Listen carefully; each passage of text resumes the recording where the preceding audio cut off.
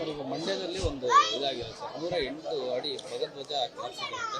ಈಗ ಅಲ್ಲಿ ಲಾಠಿ ಚಾರ್ಜ್ ಎಲ್ಲ ಹಾಕ್ತಾರೆ. ನಾನು ಕೂಡ ಬೆಳಿಗ್ಗೆ ಟಿವಿಗಳಲ್ಲಿ ನೋಡಿದೆ.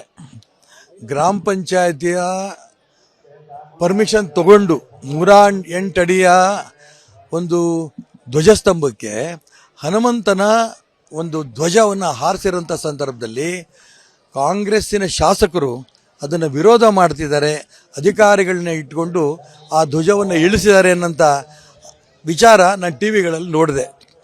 ಆ ಭಾಗದ ನಾಗರಿಕರು, ವಿಶೇಷವಾಗಿ ಆ ಭಾಗದ ತಾಯಂದಿರು ಆ ಶಾಸಕನಿಗೆ, ಕಾಂಗ್ರೆಸ್ ಪಕ್ಷಕ್ಕೆ ಶಾಪ ಆಗ್ತಾ ಇದ್ದಾರೆ. ನೀವು ಭಕ್ತಿಯಿಂದ ನಾವು ಮಾಡಿದಂಥ ಒಂದು ಹನುಮ ಧ್ವಜವನ್ನು ತೆಗಿತಿದ್ದೀರಿ, ಇದನ್ನು ಯಾವುದೇ ಕಾರಣಕ್ಕೂ ಭಗವಂತ ನಿಮ್ಮದು ಒಳ್ಳೇದು ಮಾಡಲ್ಲ ಅನ್ನೋಂಥ ಮಾತನ್ನು ಹೇಳಿದ್ದಾರೆ. ಇಡೀ ಆ ಭಾಗದ ಯುವಕರು, ಹಿರಿಯರು, ನಾಗರಿಕರು, ಹೆಣ್ಮಕ್ಳು ಎಲ್ಲರೂ ಕೂಡ ಒಟ್ಟಾಗಿ ಸೇರಿ ಅದನ್ನು ಪ್ರತಿಭಟನೆ ಮಾಡ್ತಿದ್ದಾರೆ. ನಾನು ರಾಜ್ಯದ ಮುಖ್ಯಮಂತ್ರಿಗಳಿಗೆ ಸಂದರ್ಭ ಒತ್ತಾಯ ಮಾಡೋಕ್ಕೆ ಇಷ್ಟಪಡ್ತೀನಿ. ನೀವು ಯಾವಾಗಲೂ ಹೇಳ್ತಾ ಇದ್ದೀರಿ ನಾನು ಹನುಮಂತನ ಭಕ್ತ, ನಾನು ರಾಮನ ಭಕ್ತ, ಹಾಗಾಗಿ ಯಾವುದೇ ಕಾರಣಕ್ಕೂ ಕೂಡ ರಾಮ ಹನುಮಂತ ಭಾರತೀಯ ಜನತಾ ಪಾರ್ಟಿ ಸ್ವತ್ತಲ್ಲ ಅಂತ ಹೇಳ್ತಿರೋಂಥ ಸಂದರ್ಭದಲ್ಲಿ ನಾವು ಹೇಳ್ತೀವಿ ಭಾರತೀಯ ಜನತಾ ಪಾರ್ಟಿ ಸ್ವತ್ತು, ರಾಮ ಹನುಮಂತ ಅಲ್ಲ ನಾವು ಹೇಳ್ತಿದ್ದೀವಿ, ಅದರಾಗೆ ಅನುಮಾನ ಇಲ್ಲ.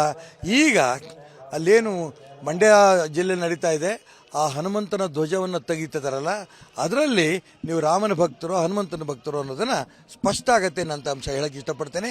ಅಲ್ಲಿ ಆ ಧ್ವಜವನ್ನು ಹಾರಿಸೋದಕ್ಕೆ ಯಾವುದೇ ಕಾರಣಕ್ಕೂ ತೊಂದರೆ ಕೊಡಬಾರ್ದು ಅನ್ನೋದನ್ನು ಮುಖ್ಯಮಂತ್ರಿಗಳ ಗಮನಕ್ಕೆ ತರಕ್ಕೆ ಇಷ್ಟಪಡ್ತೀನಿ. ಸರ್ ಈಗ ಮಂಡ್ಯದಲ್ಲಿ ಒಂದು ಇದಾಗಿದೆ ಸರ್ 108 ಅಡಿ ಧ್ವಜ ಹಾರಿಸಿದ್ದಾರೆ. ಈಗ ಅಲ್ಲಿ ಲಾಠಿ ಚಾರ್ಜ್ ಎಲ್ಲ ಹಾಕ್ತಾರೆ. ನಾನು ಕೂಡ ಬೆಳಿಗ್ಗೆ ಟಿವಿಗಳಲ್ಲಿ ನೋಡಿದೆ. ಗ್ರಾಮ ಪಂಚಾಯತಿಯ ಪರ್ಮಿಷನ್ ತಗೊಂಡು 108 ಅಡಿಯ ಒಂದು ಧ್ವಜಸ್ತಂಭಕ್ಕೆ ಹನುಮಂತನ ಒಂದು ಧ್ವಜವನ್ನು ಹಾರಿಸಿರೋಂಥ ಸಂದರ್ಭದಲ್ಲಿ ಕಾಂಗ್ರೆಸ್ಸಿನ ಶಾಸಕರು ಅದನ್ನು ವಿರೋಧ ಮಾಡ್ತಿದ್ದಾರೆ. ಅಧಿಕಾರಿಗಳನ್ನ ಇಟ್ಕೊಂಡು ಆ ಧ್ವಜವನ್ನು ಇಳಿಸಿದ್ದಾರೆ ಅನ್ನೋಂಥ ವಿಚಾರ ನಾನು ಟಿವಿಗಳಲ್ಲಿ ನೋಡಿದೆ. ಆ ಭಾಗದ ನಾಗರಿಕರು, ವಿಶೇಷವಾಗಿ ಆ ಭಾಗದ ತಾಯಂದಿರು ಆ ಶಾಸಕನಿಗೆ, ಕಾಂಗ್ರೆಸ್ ಪಕ್ಷಕ್ಕೆ ಶಾಪ ಆಗ್ತಾ ಇದ್ದಾರೆ. ನೀವು ಭಕ್ತಿಯಿಂದ ನಾವು ಮಾಡಿದಂಥ ಒಂದು ಹನುಮ ಧ್ವಜವನ್ನು ತೆಗಿತಿದ್ದೀರಿ, ಇದನ್ನು ಯಾವುದೇ ಕಾರಣಕ್ಕೂ ಭಗವಂತ ನಿಮ್ಮದು ಒಳ್ಳೇದು ಮಾಡಲ್ಲ ಅನ್ನೋಂಥ ಮಾತನ್ನು ಹೇಳಿದ್ದಾರೆ.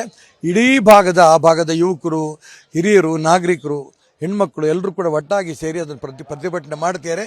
ನಾನು ರಾಜ್ಯದ ಮುಖ್ಯಮಂತ್ರಿಗಳಿಗೆ ಸಂದರ್ಭ ಒತ್ತಾಯ ಮಾಡೋಕ್ಕೆ ಇಷ್ಟಪಡ್ತೀನಿ. ನೀವು ಯಾವಾಗಲೂ ಹೇಳ್ತಾ ಇದ್ದೀರಿ ನಾನು ಹನುಮಂತನ ಭಕ್ತ, ನಾನು ರಾಮನ ಭಕ್ತ, ಹಾಗಾಗಿ ಯಾವುದೇ ಕಾರಣಕ್ಕೂ ಕೂಡ ರಾಮ ಹನುಮಂತ ಭಾರತೀಯ ಜನತಾ ಪಾರ್ಟಿ ಸ್ವತ್ತಲ್ಲ ಅಂತ ಹೇಳ್ತಿರೋಂಥ ಸಂದರ್ಭದಲ್ಲಿ ನಾವು ಹೇಳ್ತಿದ್ವಿ ಭಾರತೀಯ ಜನತಾ ಪಾರ್ಟಿ ಸ್ವತ್ತು, ರಾಮ ಹನುಮಂತ ಅಲ್ಲ ನಾವು ಹೇಳ್ತಿದ್ದೀವಿ, ಅದರಾಗೆ ಅನುಮಾನ ಇಲ್ಲ. ಈಗ ಅಲ್ಲೇನು ಮಂಡ್ಯ ಜಿಲ್ಲೆ ನಡೀತಾ ಇದೆ, ಆ ಹನುಮಂತನ ಧ್ವಜವನ್ನು ತೆಗಿತಿದ್ದಾರಲ್ಲ, ಅದರಲ್ಲಿ ನೀವು ರಾಮನ ಭಕ್ತರು ಹನುಮಂತನ ಭಕ್ತರು ಅನ್ನೋದನ್ನು ಸ್ಪಷ್ಟ ಆಗತ್ತೆ ಅಂತ ಅಂಶ ಹೇಳಕ್ಕೆ ಇಷ್ಟಪಡ್ತೇನೆ. ಅಲ್ಲಿ ಆ ಧ್ವಜವನ್ನು ಹಾರಿಸೋದಕ್ಕೆ ಯಾವುದೇ ಕಾರಣಕ್ಕೂ ತೊಂದರೆ ಕೊಡಬಾರ್ದು ಅನ್ನೋದನ್ನು ಮುಖ್ಯಮಂತ್ರಿಗಳ ಗಮನಕ್ಕೆ ತರಕ್ಕೆ ಇಷ್ಟಪಡ್ತೀನಿ.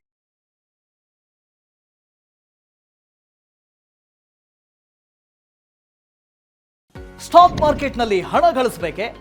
ಭಯ ಬಿಡಿ, ಹೂಡಿಕೆ ಮಾಡಿ. ತಿಳಿಯಿರಿ ಸಣ್ಣ ಸಣ್ಣ ಟ್ರಿಕ್ಸ್. ಗೊತ್ತಿಲ್ಲದೆ ಸ್ಟಾಕ್ ಟ್ರೇಡಿಂಗ್ ನಲ್ಲಿ ದುಡ್ಡು ಕಳ್ಕೊಂಡಿದ್ದೀರಾ? ಸ್ಟಾಕ್ ಇನ್ವೆಸ್ಟ್ಮೆಂಟ್, ಸ್ಟಾಕ್ ಟ್ರೇಡಿಂಗ್ ವ್ಯತ್ಯಾಸ ಗೊತ್ತಿಲ್ವೇ? Equity, ETF, derivatives, option contract ಅರಿತು ಲಾಭ ಗಳಿಸಬೇಕೆ? ಚಿಂತೆ ಬೇಡ, 3 ದಿನದಲ್ಲಿ ಕಲಿಯಿರಿ ಸ್ಟಾಕ್ ಮಾರ್ಕೆಟ್ ಸೀಕ್ರೆಟ್ಸ್. ನುರಿತ ತಜ್ಞರಿಂದ ಪಕ್ಕಾ ಟ್ರೈನಿಂಗ್ ಪಡೆಯಿರಿ. ಸಂಪರ್ಕಿಸಿ. ಅನುಕ್ಷಣದ ಸುದ್ದಿಗಳಿಗಾಗಿ ವಿಸ್ತಾರ ನ್ಯೂಸ್ ಯೂಟ್ಯೂಬ್ ಚಾನೆಲ್ ಸಬ್ಸ್ಕ್ರೈಬ್ ಮಾಡಿ. ಹೊಸ ಸುದ್ದಿಗಳ ನೋಟಿಫಿಕೇಶನ್ಗಾಗಿ ಬೆಲ್ ಐಕಾನ್ ಕ್ಲಿಕ್ ಮಾಡಿ. ಲೇಟೆಸ್ಟ್ ಅಪ್ಡೇಟ್ಸ್ಗಾಗಿ www.vistaranews.com ವೆಬ್ಸೈಟ್ಗೆ ವಿಸಿಟ್ ಮಾಡಿ. ಅಂಗೈಯಲ್ಲೇ ಜಗತ್ತಿನ ಸುದ್ದಿ ತಿಳಿಯಲು ವಿಸ್ತಾರ ನ್ಯೂಸ್ ಕನ್ನಡ ಆಪ್ ಡೌನ್ಲೋಡ್ ಮಾಡಿ.